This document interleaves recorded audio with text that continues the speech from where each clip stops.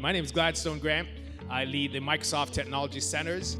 As we talk to our customers and partners across the world, we really see 4 opportunities for customers to leverage and take advantage of artificial intelligence. And when I go shopping, I know that I'll probably be able to drive to Walmart and get a deal for $2 better than I could online.